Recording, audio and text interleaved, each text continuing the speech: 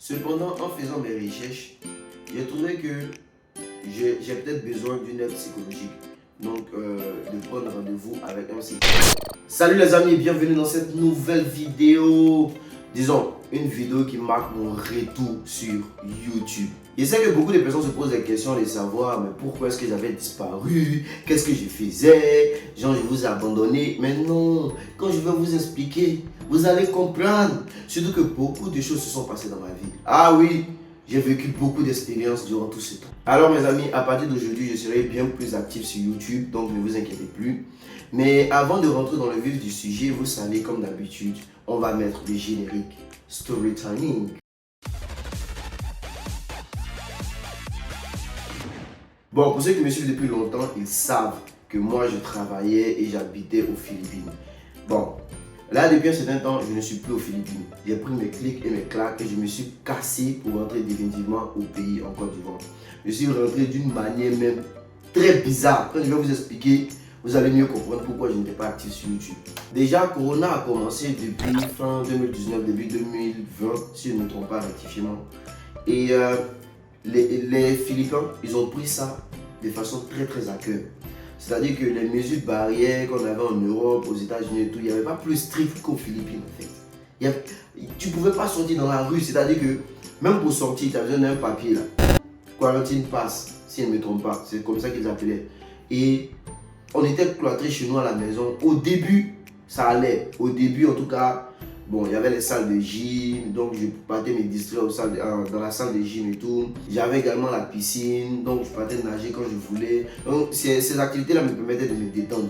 Mais arrivé un moment, du genre 4 à 5 mois comme ça, après le début de Corona, là, ils ont fermé les salles de gym. C'est-à-dire qu'il n'y avait plus aucun moyen de distraction en fait.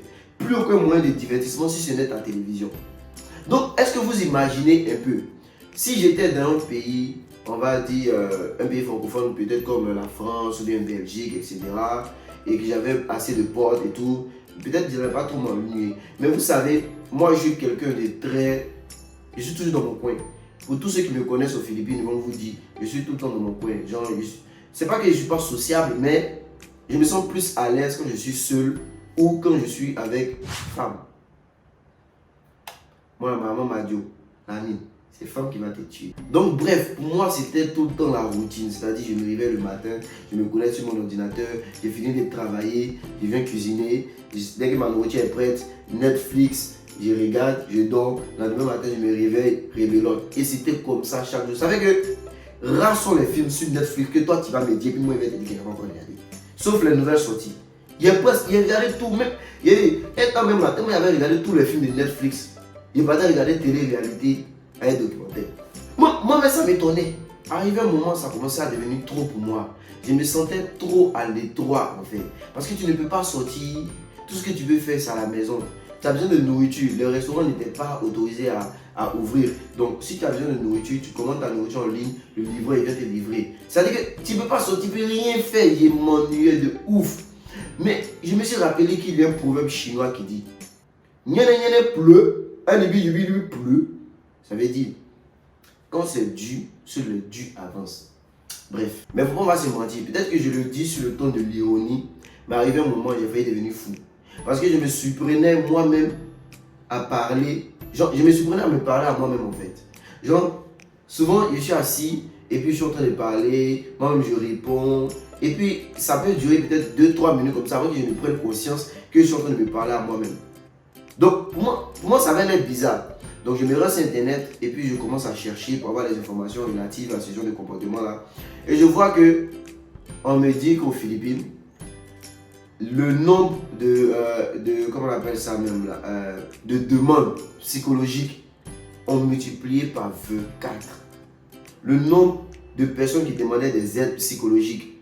Ce qui fait que les psychologues aux Philippines, ils avaient augmenté leur tarif vu qu'il y avait beaucoup de personnes qui les voulaient en fait. Et tout ça c'était à cause de quoi? À cause de tout ce qui se tramait. Plus d'autorisation de sortie. Salle de gym, tout est fermé. Aucun moyen de divertissement, aucun moyen même pour faire du sport. Tout ce que tu peux faire, c'est de rester à la maison. Ça joue sur la psychologie à un niveau que peut-être d'autres personnes ne vont pas comprendre. Mais il fallait que vous soyez dans mon cas pour comprendre Surtout moi qui aime bien m'épanouir. C'est-à-dire que c'est vrai que moi je ne suis pas tout le temps avec les amis et tout, mais je suis quelqu'un qui bouge un peu beaucoup, vous voyez. Donc, me retrouver dans cette situation-là, c'était trop pour moi. Et donc un matin, j'ai pris mon téléphone et j'ai appelé mon frère. Parce que je vous l'ai dit, mon frère également, il est aux Philippines. Sauf que lui, il est dans sa maison avec sa petite famille. Il est marié avec sa femme, ses 2 enfants. Donc moi, je ne peux pas me déplacer pour aller chez lui. De toute façon, les visites n'étaient pas autorisées aux Philippines. Les visites n'étaient pas... Et jusqu'à présent, je pense bien, les visites ne sont pas autorisées. Donc j'étais dans un état psychologique vraiment... dans mon plus bas. C'est-à-dire que depuis que je suis né, je ne me suis jamais senti comme ça dans ma peau. J'appelle mon frère, je dis à mon frère, ah c'est comment? Moi, je pense que je vais rentrer au pays. Il me dit non, tu ne peux pas rentrer au pays comme ça sans plan. Tu vas rentrer au pays, tu vas partir faire quoi? Tu connais la situation du pays par rapport à l'emploi et tout. Ça te sera difficile de trouver un boulot, des réfaits. Regarde tout ce que tu as achevé jusqu'à présent. Et il ne faut pas m'en mentir. Peut-être que je ne l'ai jamais dit dans une de mes vidéos, mais j'ai achevé beaucoup de choses aux Philippines. C'est-à-dire en matière professionnelle, c'est-à-dire dans ma carrière, j'ai achevé beaucoup de choses et j'ai grimpé les échelons jusqu'au niveau où je suis arrivé. Mais ça, je vais vous expliquer dans une vidéo spécialement dédiée à cela. Donc mon frère, il finit de me dire ça. Il me dit, ok, il n'a pas tort. Il faut que j'ai un plan. Parce que je ne peux pas me lever comme ça puis rentrer au pays. Même si c'est vrai que psychologiquement, ça ne va pas. Mais tiens, l'argent est bon, mais la santé est meilleure. Cependant, je me dis que je vais me donner 3 mois pour construire mon plan. C'est-à-dire que pendant les 3 mois là, je vais essayer d'avoir une solution alternative pour quand je serai en Côte d'Ivoire, qu'est-ce que je vais faire? J'envoie donc des mails à des compagnies qui recrutent dans le domaine informatique, dans plusieurs compagnies et tout. Je ne reçois pas de réponse, peut-être parce que je n'ai pas de numéro de téléphone ivoirien. Voilà, donc, et puis m'appeler sur mon numéro de téléphone aux Philippines, je ne sais pas s'ils peuvent le faire et tout. Donc je me dis que peut-être c'est à cause de ça. Mais j'ai envoyé mes CV un peu partout et tout. Mais le problème c'était que plus le temps passait, plus j'avais l'impression d'être mort psychologiquement, plus j'avais l'impression que j'allais devenir fou. Et ce que je suis en train de vous dire là, ne prenez pas ça à la légère. J'avais vraiment l'impression que je commençais à délirer en fait. Et je commençais à avoir des réactions que je ne vais pas tout vous dire, mais non. C'est là que j'ai compris qu'en fait, la vie sans interaction sociale, et c'est la prison. Dans ma tête, là, non, psychologiquement, ça n'allait pas, alors là, pas du tout. Si au moins les visites étaient autorisées, je pouvais cependant aller rendre visite à mon frère de temps en temps, ou alors faire venir des bons biscuits chez moi à la maison pour qu'on discute un peu de la situation socio-politique de la Côte d'Ivoire dans son ensemble géométrique. Mais il n'y a rien de tout ça. Donc il ne peut pas sortir, il ne peut pas mourir. Donc, c'est-à-dire que moi, toute ma vie, j'ai serré mon propre arrangeur, quoi. C'est-à-dire, tant que j'ai serré là-bas, moi-même, j'ai serré mon propre arrangeur. 2 mois se sont écoulés et honnêtement, j'ai beaucoup tenu. Ces 2 mois-là, c'était un véritable calvaire pour moi. Donc, je ne pouvais plus. J'ai dit que je me réveillais souvent à 5 h du matin pour appeler mon frère pour. Il pleurait même. C'est-à-dire que lui, il ne sentait pas qu'il pleurait, mais là, il pleurait parce que je lui disais, man, il ne peut pas continuer à rester ici. Cette vie-là, c'est pas fait pour moi. Moi, non. Je vis seul. Non, il ne peut pas continuer. Mon frère m'a dit non, tiens, il faut tenir le coup et tout. Il dit, man, il ne peut pas. C'est-à-dire que quand j'ai raccroché, je me suis dit, dans la semaine qui suit là, je vais me prendre mon billet pour rentrer au pays. Peu importe ce que ça va me coûter, peu importe si je n'ai pas de plan B, que je vais venir, je vais galérer, etc. Mais franchement, ma santé psychologique, c'est quelque chose que je préserve énormément et c'est quelque chose que tout le monde doit préserver. Vous savez, quand un problème est physique, on peut le voir à l'œil nu. Donc n'importe qui peut t'interpeller et puis peut venir régler le problème. Ou bien tu peux te rendre dans un centre de santé, ils vont te soigner, ils vont appliquer. Mais quand le problème est psychologique, quand le problème c'est quelque chose qu'on ne voit pas à l'œil nu, pour régler c'est toujours plus compliqué. Donc je ne voulais pas arriver à un point de non-retour. Cependant, en faisant mes recherches, j'ai trouvé que j'ai peut-être besoin d'une aide psychologique. Donc de prendre rendez-vous avec un psychologue et ils vont faire la consultation via Skype. C'est-à-dire que le gars, lorsque tu prends le rendez-vous, tu payes. Eh bien, 50 $ pour 45 minutes de consultation psychologique. 50 $, ça veut dire que ça fait au moins 25 000 francs CFA. Hey! C'est-à-dire que dans ma vie, je ne me suis jamais imaginé même aller consulter un psychologue, ça fait 1. Et de 2, payer jusqu'à 25 000 francs CFA pour 45 minutes. C'est pour me donner les secrets de comment Dieu a créé la terre. Waouh! C'est pour me dire comment devenir milliardaire. Bref, j'ai payé. Donc, on met la session au lendemain. Le lendemain, je me connecte et tout et tout. Et il me dit quelque chose que, du genre que je savais en fait. Et j'ai fini d'expliquer le problème et tout et tout. Il m'a laissé les paroles, donc j'ai parlé, j'ai expliqué un peu tout et tout, comment je me sentais et tout. Et il m'a dit, man, you need to go back in your native country. Alors, pour ceux qui ne comprennent pas Lingala, ça veut dire, vous devez retourner, tu dois retourner dans ton pays.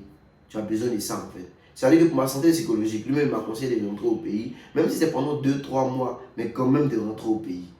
Parce que ça va me permettre de booster en fait mon cerveau. Bon, c'est quelque chose que mon mec il savait. Il voulait dire, le vieux, ça là, moi il savait. Donne-moi mes 25 000. Donne-moi, rembourse-moi mes $50. Parce que ça là, il savait, il m'a pas donné de nouvelle information. Mais oh, il a déjà payé.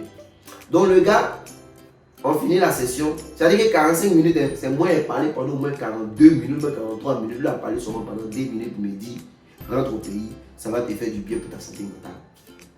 Et puis il conclut en me disant, de toutes les façons, je suis là, tu connais mon Skype. Si tu as besoin de consultation psychologique, tu me laisses un mot, on va programmer une session psychologique. Tu es mon ami, ne t'inquiète pas, tu peux tout me dire. Quoi? Amitié de 25 000 pour 45 minutes. Tu es qui? Tu es qui? Amitié de 25 000 pour 45 minutes. Un champion, puis moi t'appelles encore. De toute façon, même là, lors de notre première session, ça dit que même quand il finit de payer pour la première session, moi je suis que notre amitié là, ça ne va pas dire non. Moi je suis que là, c'était la première et la dernière session. Ça cause il tout fait ça maintenant. Bon, on a qu'à me dire la solution, bah, et puis c'est fini, c'est laisse. Bref, à peine j'ai fini la session psychologique, j'étais en train de tourner sur moi dans la maison, il réfléchissait. Je sais pas ce qui m'a pris, hein. Mais c'est les gens maintenant, j'ai pris mon billet d'avion. 2 jours après. J'ai fini pour mon billet d'avion. Il n'est pas dit à mon frère, parce qu'il savait que quand j'allais dire à mon frère, il allait essayer de me dissuader encore. Comme d'hab. Donc, j'ai fini d'acheter mon billet, j'ai appelé mon boss pour essayer d'avoir une sorte d'arrangement avec lui, tu vois. Donc, j'ai essayé de dire à mon boss, ah, man, tu sais actuellement ça ne va pas trop, vous-même vous savez que dans toute la team là. C'est moi seul et c'est moi et vie seul en fait. Vous êtes avec vos familles et tout, nous tous sommes des responsables, mais vous avez femme, enfant et tout, moi je suis seul et vie seul. Et avec tout ce qui se passe à la pression psychologique, ça ne va pas. Il faut que je rentre au pays. Et vous savez ce que le gars m'a dit? Il m'a dit non, que je vais pouvoir. C'est-à-dire que le poste que j'occupe là, il faut du temps pour former une personne qui sera habilitée à me remplacer en fait. Donc, si je veux, je vais redonner ma démission. Je donne ma démission et j'attends 60 jours, soit 2 mois encore. Le temps qu'il trouve une personne, et ça c'est même pas sûr qu'il puisse trouver une personne pour me remplacer. Et tant qu'ils n'ont pas trouvé, c'est que moi je suis là en fait. Mais si je leur donne un délai de 60 jours en fait. En temps, il ne peut même pas tenir une semaine encore. C'était trop dans ma tête, tout est surchargé. Peut-être que vous allez voir sans genre un problème léger. Mais voilà que ça travaille mentalement. Ça fait que tu n'arrives pas à bien dormir, tu as insomnie. Tu peux devenir fou facilement dans cette situation-là. Moi, il a dit non, man, moi je ne peux pas. Je ne peux pas. Il m'a dit ok, dans ce cas, on va te donner le travel pass. Bref, pour la petite histoire, qu'est-ce que c'est que le travel pass? Le travel pass, c'est un document que le gouvernement, disons l'immigration philippine a mis en place pour permettre aux gens, aux travailleurs d'un certain niveau de sortir et d'entrer dans le pays. Donc, le travel pass, ça t'est donné par ta compagnie. Ta compagnie te donne un document qui stipule que tu travailles pour eux et que tu es tout en règle et tout. Et l'immigration va te laisser sortir du pays et il garde le travel pass. Donc quand tu sors, lorsque tu reviens, eux tapent dans l'ordinateur, ils voient que tu as un travel pass et que tout est en règle, ils te laissent rentrer. En gros, le travel pass, c'est une autorisation de sortie et d'entrée du pays qui t'est donnée par ta compagnie. Si ta compagnie ne te donne pas le travel pass, mon frère, tu ne peux pas sortir du pays. Donc, moi, j'achète mon billet, je dois décoller dans 2 jours. Le boss dit, il ne me donne pas le travel pass. J'ai fait au moins, et ça, il réfléchit. Il appelle Emirates, parce que c'est avec Emirates que j'avais acheté mon billet. Il appelle Emirates pour demander à Emirates s'il y a une possibilité, en fait, de reporter et tout. Mais oui, il n'y a pas de super reporter, ils vont me faire payer quelques frais et tout, si on veut là-bas. Mais pendant ce temps, moi-même, là, ma psychologie ne veut pas même. C'est-à-dire que mon cerveau ne veut pas accepter le fait que je puisse rester aux Philippines, même une semaine encore. C'est difficile, je dis psychologiquement, c'est très difficile. Donc, je tourne dans la maison, J'appelle donc le département du travail. Ça veut dire dans le département de la justice, dans le département du travail, le gouvernement en fait. Donc j'appelle pour me renseigner par rapport au Travel Pass. Est-ce que c'est pas possible que j'ai le Travel Pass pour une situation d'urgence? Parce que là, le problème que j'avais, c'était vraiment urgent. Et donc les gars me disent, non, tu ne pourras pas avoir ça. Cependant, si tu as une situation d'urgence, dans ce cas, va dans un pays qui n'est pas ton pays natif, c'est-à-dire quoi? Ton pays d'origine. Donc, le Travel Pass, il est exigé si je pars dans mon pays d'origine. C'est-à-dire qu'un employé qui quitte une compagnie, qui quitte les Philippines, il s'en va dans son pays d'origine, il faudrait qu'il soit, comment on va dire ça, clean, on va dire, en fait. Il ne faudrait pas qu'il ait de problème de démêler avec son entreprise, peut-être la détenue des fonds de son entreprise, l'entreprise n'a pas encore eu le temps de porter plainte, elle est en train de fuir, etc., etc. Donc, s'il s'en va dans son pays d'origine, c'est sûr qu'il y a peu de chances qu'il revienne. Alors, s'il s'en va dans un pays à côté et tout, il peut prétendre qu'il part en voyage d'affaires, en fait. Donc, quand j'ai réfléchi à ça, j'appelle Emirates encore. Il dit à Emirates, écoutez, est-ce que vous pouvez déplacer mon billet, parce que j'ai mon billet, quand j'achète mon billet, je fais une escale à Dubaï, et de Dubaï, je pars aux Philippines. Je pars en Côte d'Ivoire. Donc, du coup, est-ce que vous ne pouvez pas décaler, en fait, mon vol de Dubaï en Côte d'Ivoire? Je vais mettre ça à 3 jours plus tard. Mais déjà, si c'est possible, il n'y a pas de souci. Du coup, on me redonne un nouveau billet et il m'envoie un nouveau billet qui est simplement Manila, c'est-à-dire Philippines, Dubaï. Donc le problème est que je ne pars pas dans mon pays d'origine, donc ne pas à me demander de Travel Pass ici. Je vous dis que j'étais tellement sceptique et puis dans ma tête, tout n'allait pas tellement bien. Je ne sais pas. Le jour de mon vol, là, je me suis réveillé le matin comme ça. Je me suis réveillé le midi là. Mon vol était à 18h ou 19h par là. Je me suis réveillé le midi là. Je n'ai pas dit me laver. J'ai fini de me laver. Je me suis apprêté tranquillement. J'ai pris une petite valise. Je vous dis que, même pas une valise, mon sac, on va dire. J'ai mis mon ordinateur, mon MacBook dedans, le chargeur de mon téléphone. J'ai mis 2 pantalons jeans et 2 habits. Je vous dis que j'ai tout laissé aux Philippines. C'est-à-dire, mais il y a des papiers, il y a des habits, il y a des chaussures, il y a toute une étage, 2 étagères de chaussures. Il y a tout laissé aux Philippines. Mon appartement, même le propriétaire de l'appartement, même là. Lui-même, il ne sait pas même. C'est-à-dire que j'étais pas normal, en fait. J'étais pas dans un état normal. C'est pas que c'est quelque chose que je voulais faire sciemment. Je ne sais pas ce qui m'a pris. Vous savez que j'ai réalisé que j'ai fait tout ça autour de 3 jours après lorsque je suis arrivé au pays, non? Mais je vais vous expliquer. Il y a tellement de choses à vous expliquer. Et puis, il y a femme en Côte d'Ivoire. Donc, bref, je prends mon vol. Je pars à Dubaï. Tranquillement. J'arrive à Dubaï. 3 jours après, je viens sur Abidjan. Mais regardez, moi à Dubaï. Et puis, il n'y avait pas au moins 15 000 stories comme ça. Tellement que mentalement, ça n'allait pas. Je vous dis que j'ai passé tout le temps dans l'hôtel là. J'ai couché. Il me lève, il y a un restaurant en bas de l'hôtel. Il vient m'asseoir au restaurant là-bas. Je suis sur mon portable, il s'est manipulé mon portable. En fait, c'est comme ça qu'il est vu aux Philippines parce qu'il n'avait plus de vie en fait. J'avais même arrêté de faire les vidéos, tout ça là. Vous avez remarqué quand j'ai arrêté de faire YouTube et tout. Parce que ma vie, c'est comme si ma vie n'avait plus de sens. Psychologiquement, ça n'allait pas. Et je vous jure que si ça continuait comme ça, peut-être 1-2 mois plus tard comme ça, peut-être vous allez apprendre que je me promenais dans la rue tout nu. Donc bref, après, je viens sur Abidjan. Je quitte à Dubaï, j'arrive sur Abidjan. Lorsque j'arrive sur Abidjan, je ne vais pas venir habiter les parents et tout et tout. Donc j'ai dit, attends, vu qu'il y a beaucoup de matchs à jouer. Femme d'Abidjan m'ont manqué. Donc je me prends une résidence. Résidence meublée, 25 000 francs par jour. Je paye 10 jours à l'avance, soit 250 000. Je me dis qu'en 10 jours, j'aurai le temps de me trouver un appartement. Ça va me coûter moins cher. J'aurai le temps de me trouver un appartement rapidement dans 10 jours. Et puis bon, tranquille quoi. Déjà, maladie qui allait me prendre là. C'est Dieu seul qui sait. Déjà quand je suis arrivé là, quand j'ai déposé mon sac dans l'appartement, j'ai pris la direction de chez ma mère en même temps. Dieu m'a salué mes parents. Vous voyez? Attends, ma maman, elle savait, voilà, elle savait même pas qu'il venait. Je vous dis qu'il n'était pas dans un état normal. Elle savait même pas qu'il venait. Donc, personne ne savait en fait. Donc, je vais pas voir ma mère, elle est toute heureuse. La maison, il reste un peu, même va pleurer des jours. Mais tellement qu'il y avait un peu longtemps qu'elle ne m'avait pas vu.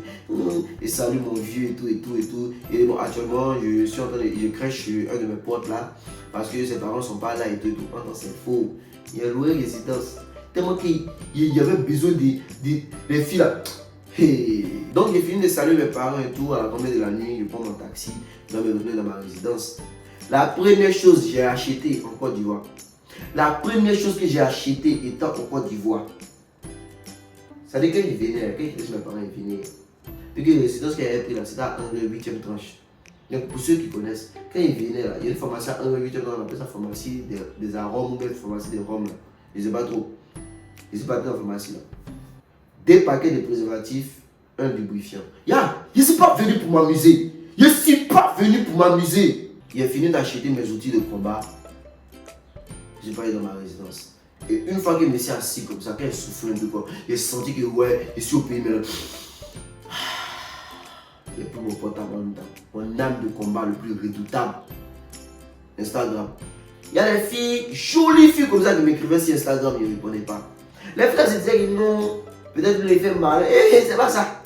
Il était aux Philippines, mais relation à distance, c'est pas trop ma gamme quoi. Le fait de trop patienter comme ça, c'est pas trop ma gamme. Mais maintenant, ici là.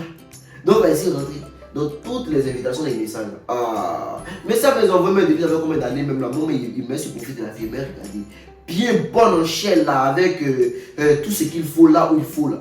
Dès qu'il voit qu'elle correspond à mes critères en même temps, il rentre dans son inbox en même temps. Et puis il vient répondre à son message. Coucou, désolé, c'est maintenant il vient de voir ton message. Sinon, en tout cas, ça va bien, tu habites dans quelle zone? Coucou, désolé, c'est maintenant il vient de voir ton message. Sinon, ça va bien, tu habites dans quelle zone? Coucou, désolé, c'est maintenant il vient de voir.